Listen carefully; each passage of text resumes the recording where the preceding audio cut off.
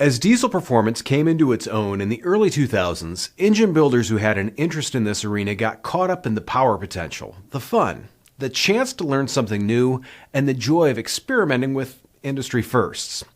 That was certainly the case for Jeff Dean, owner of Track Automotive and Diesel Performance located in Lancaster, Ohio.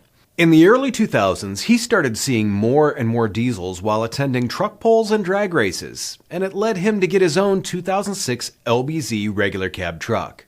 From that point on, Jeff jumped into diesel performance with both feet.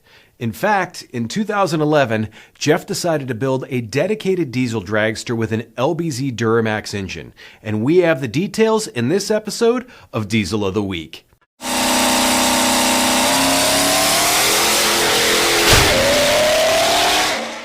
This video is brought to you by AmSoil, the first in synthetics. Visit amsoil.com for more information.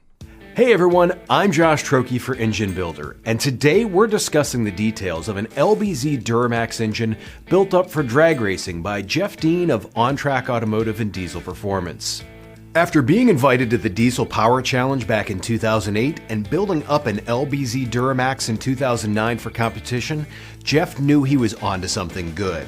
In 2011, he went a step further with that LBZ build and made it strictly for drag racing.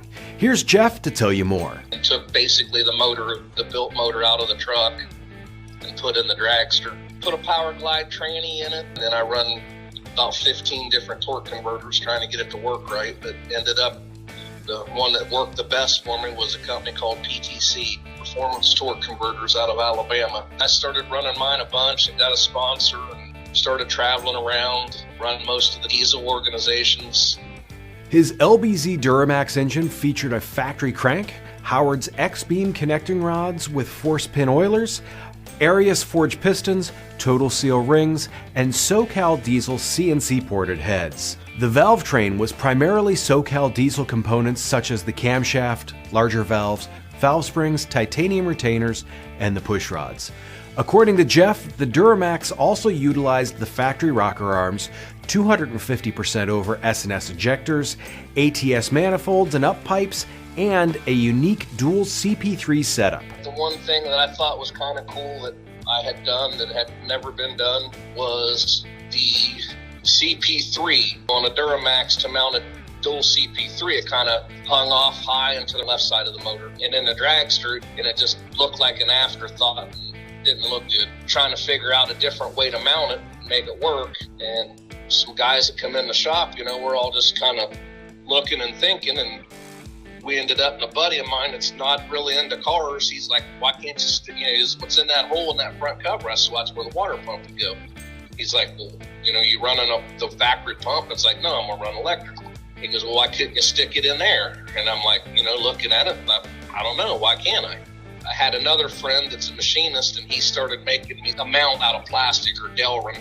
And we took 3 or 4 tries to get it right, get the gear alignment and everything correct. But I was the first to run a reverse rotation CP3 and a timing cover of a Duramax. It was just simply because I just didn't like the way all the other stuff looked.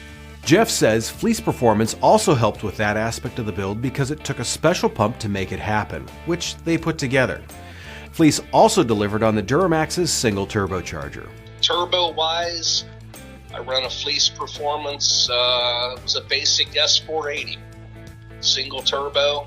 And the reason for that was, again, keep it simple. And with the diesels back then especially, it was hard to spool them. And a lot of these guys that have trouble getting off the line. And my deal was I wanted it to be raceable just like a gas motor. So I run a fairly small turbo, but I could light it immediately. I could bump in, be wide open and leave. And that was where I'd done very good against a lot of them because I could cut a light and the car would react and I could get out on them, and then it just depended whether they could catch me or not. With all of the aftermarket components and some custom-made aspects to the LBZ Duramax build, the engine was capable of 1,000 to 1,100 horsepower.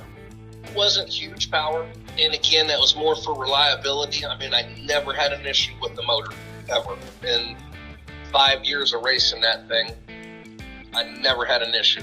Could it have been faster? Yeah, I play the odds. My chances are better, at keeping it where it was, and just making it work.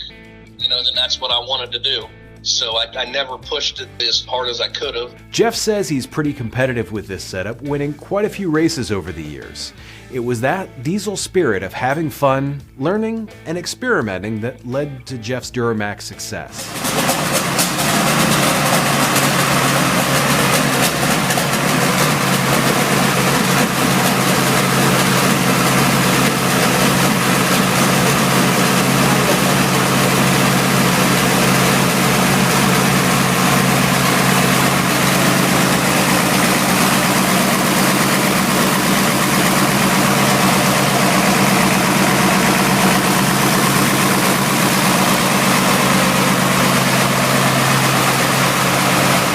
Well, that does it for this episode of Diesel of the Week. Thanks to our sponsor, AMSOIL. If you haven't already, please like and subscribe to our channel. And remember, if you have an engine that you'd like to feature, please email our editor, Greg Jones, at gjones@babcox.com. We'll see you next week.